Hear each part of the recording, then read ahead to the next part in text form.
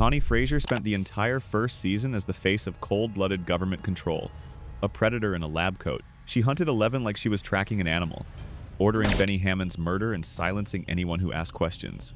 Every move was calculated, every expression void of empathy. But Karma doesn't care about clearance levels. During the chaos at Hawkins Middle, when the Demogorgon closed in and panic filled the halls, Eleven snapped. The air itself seemed to vibrate, and in an instant, Connie's brain was crushed from the inside out. No speech, no resistance, just poetic justice for a woman who treated children like experiments.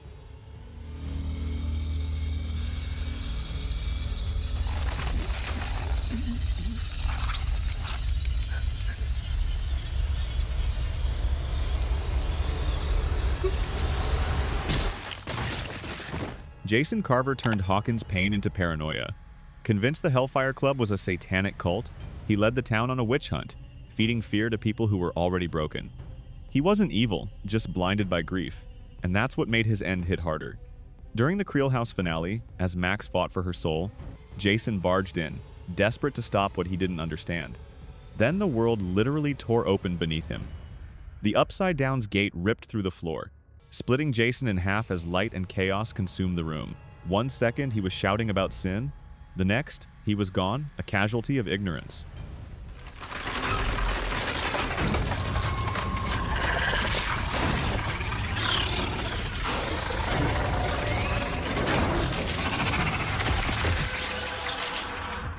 Among the many suits in Hawkins' lab, Agent Harmon stood out for one simple reason: he cared. Assigned to protect the Byers family, he didn't hesitate when bullets started flying. Surrounded, outnumbered, bleeding out, he still returned fire, buying the kids a few precious seconds to escape. There was no cinematic slow motion, no heroic music, just grit, pain, and duty. His death was quiet but devastating, the kind of bravery that doesn't get remembered because it happens off to the side. Harmon proved that in Hawkins, even the good guys pay with their lives. Whoa. Is that real blood, man? Drive! Okay, all right. Oh my God, why is that guy on the gun? Drive! Hurry up! Grigory wasn't a man, he was a weapon. A walking slab of muscle and menace. The Russian enforcer who stalked Hopper through every hallway of Starcourt Mall. Their final fight felt like two forces of nature colliding: fists, blood, and brute will. Hopper barely survived as Grigory pressed the trigger to open the gate, determined to die for a mission he didn't even understand. But fate flipped the switch. Hopper threw him into the reactor's spinning gears. Metal screamed, sparks burst, and Grigory's body was shredded by the machine he once guarded. Brutal, bloody, and deserved.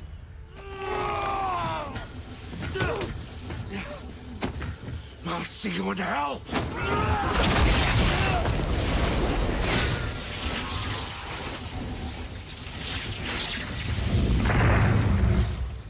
Heather Holloway was summer perfection, sun-kissed hair, a smile straight out of a commercial until the Mind Flayer hollowed her out. 1 minute she's laughing by the pool. The next she's luring her own parents to a dinner table of death. Her eyes go glassy, her warmth replaced by eerie calm. Later, her body dissolves into the Mind Flayer's pulsing mass, her individuality erased. Heather didn't just die, she was recycled into evil. It's one of the show's most disturbing fates, a pretty face masking a puppet.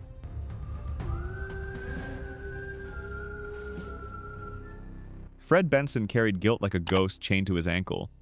He'd hidden from the truth about the accident that killed someone years earlier, but Vecna sees what you hide.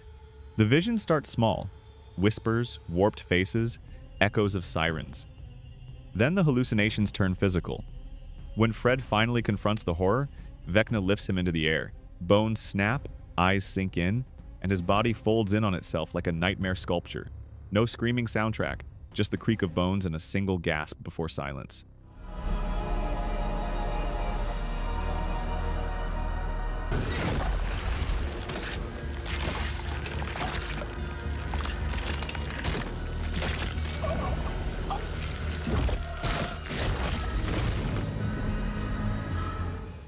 Benny Hammond was the heart of Hawkins, a man who gave a hungry child food instead of judgment.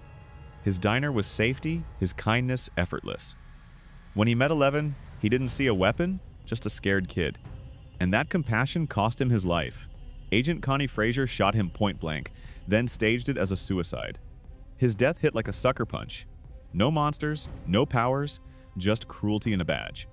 Benny's blood on the diner wall set the tone for everything that followed. Innocence has no place in Hawkins. Children I work with usually are. Right. So, where is she? Right, she's in the kitchen. Come on up, I'll introduce you. Thank you.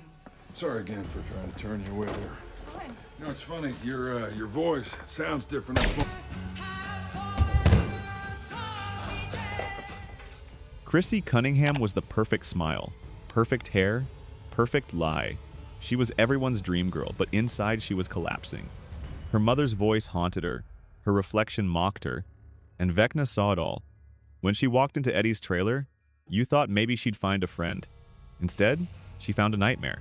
The lights flickered, her body lifted, bones cracked, eyes rolled white, a scene so brutal it felt wrong to watch. That moment was Stranger Things' turning point, innocence gone, replaced by dread.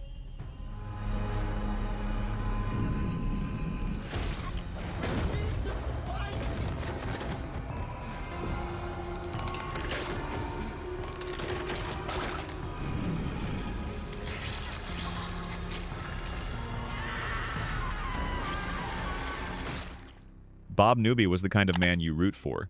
Sweet, awkward, helpful, the one who believed life could still be normal. When chaos hit Hawkins' lab, Bob didn't run. He fixed the systems, opened the doors, and made sure Joyce and the kids got out. He even smiled when he saw freedom, seconds before the demo dogs ripped him apart. The way Joyce screamed, the way the camera lingered, it wasn't just gore, it was heartbreak. Bob Newby, superhero without powers, martyr without recognition.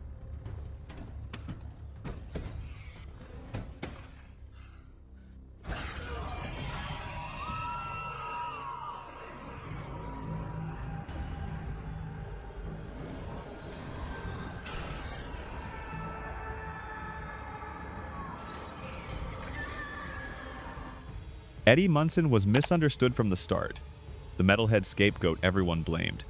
But when it came down to it, he didn't run. With the Upside Down swarming, he climbed onto that trailer roof, grabbed his guitar, and ripped into Master of Puppets like his life depended on it, because it did. The solo wasn't for glory, it was for distraction, for his friends, for redemption.